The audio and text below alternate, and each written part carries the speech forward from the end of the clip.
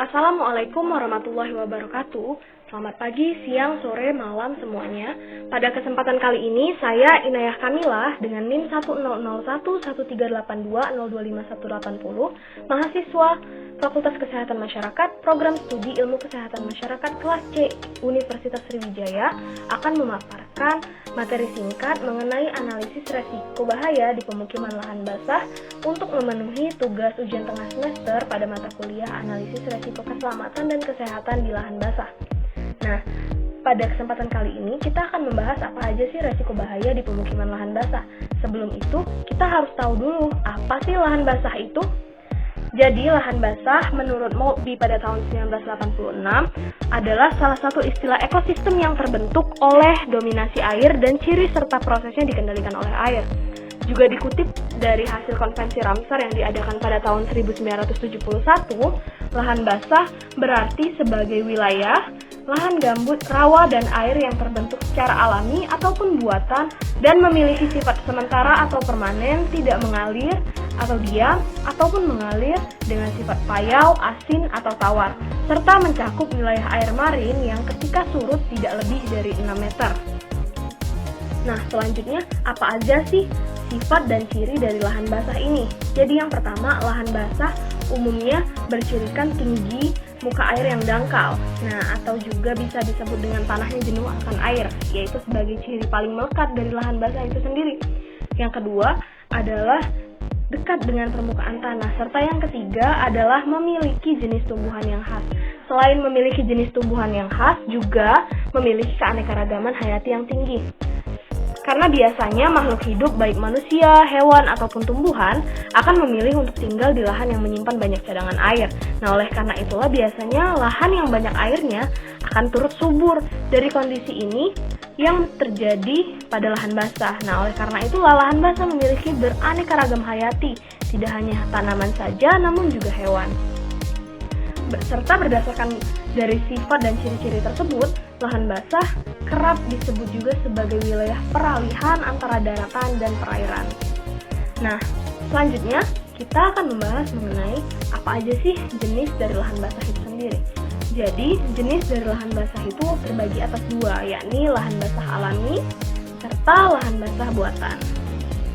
Nah, yang pertama adalah lahan basah alami. Lahan basah alami itu terdiri atas contohnya adalah rawa-rawa air tawar, hutan bakau atau mangrove, rawa gambut, hutan gambut, paya-paya, serta riparian atau tepian sungai. Nah, yang selanjutnya lahan basah buatan, yang diantaranya adalah waduk, sawah, saluran irigasi, serta kolam. Selanjutnya kita masuk ke pembahasan lahan basah apa aja yang ada di Indonesia, tepatnya lahan basah di Indonesia. Jadi, luas lahan basah di dunia ini diperkirakan lebih dari 8,5 juta kilometer kuadrat atau lebih dari 6% dari total luas permukaan bumi, yang mana jumlah ini sangat besar. Nah, Indonesia sendiri memiliki setidaknya 30,3 juta hektar lahan basah yang tersebar di berbagai penjuru bangsa.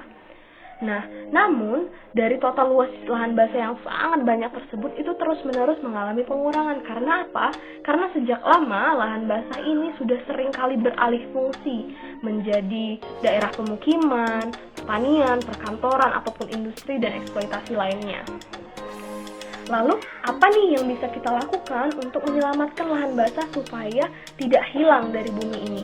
Nah, untuk menyelamatkan lahan basah di seluruh dunia, pada 2 Februari tahun 1971 sudah pernah diadakan sebuah konferensi di kota Ramsar, Iran, yang disepakatilah perjanjian internasional untuk konservasi dan pemanfaatan lahan basah secara berkelanjutan.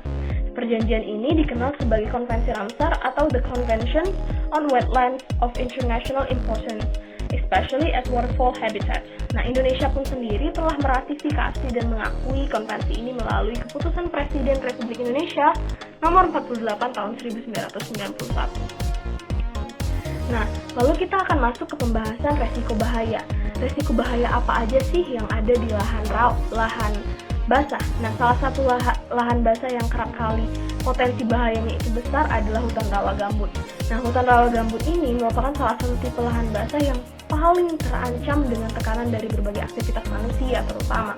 Contohnya adalah kemarau panjang yang terjadi hampir setiap tahun menyebabkan lahan rawa gambut terbakar akibat kesalahan manusia, serta menyebabkan bencana kabut asap yang menyebabkan banyak kerugian di berbagai sektor. Kebakaran hutan dan lahan, terutama di lahan basah yang pernah terjadi, salah satunya di Sumatera Selatan, dan hal ini hampir terjadi setiap tahun ketika musim kemarau tiba. Wilayah yang paling banyak mengalami kebakaran tersebut tentu saja adalah rawa gambut yang mana sangat rentan sekali. Nah, bencana kebakaran hutan rawa gambut tersebut menimbulkan kabut asap serta banyak kerugian bagi masyarakat luas. Nah, apa aja sih akibat dari permasalahan lahan basah yang kita bahas tadi, rawa gambut yang rentan terbakar? Yang pertama adalah banyaknya penerbangan antar wilayah terpaksa ditunda atau bahkan dibatalkan karena jarak pandang yang sangat sulit dilihat, apalagi di udara karena kabut asap atas kebakaran tersebut. Lalu yang kedua adalah penyakit saluran pernafasan yang tentunya akan mempengaruhi banyak orang karena zat-zat yang terbakar di lahan rawa tersebut. Nah, lalu yang terakhir adalah di sektor pendidikan, yang mana banyak anak-anak sekolah yang terpaksa diliburkan karena adanya kabut asap tersebut yang mengganggu pernafasan mereka serta cara pandang mereka. Juga permasalahan lahan basah ini, yakni kebakaran, tidak sedikit biaya yang dikeluarkan untuk mengatasi kebakaran hutan tersebut. Jadi mulai dari melakukan hujan buatan sudah kita tempuh, sudah kita lalui pemadaman dengan pesawat helikopter, dan mengirimkan tim pemadam api baik dari BNPB maupun dari satuan TNI telah dikerahkan dengan biaya yang tentu saja tidak sedikit. Nah, demikianlah pemaparan singkat saya mengenai analisis resiko bahaya di pemukiman lahan basah. Apabila terdapat kesalahan, saya mohon maaf, dan kepada Allah saya mohon ampun. Terima kasih banyak atas perhatiannya. Wassalamualaikum warahmatullahi wabarakatuh.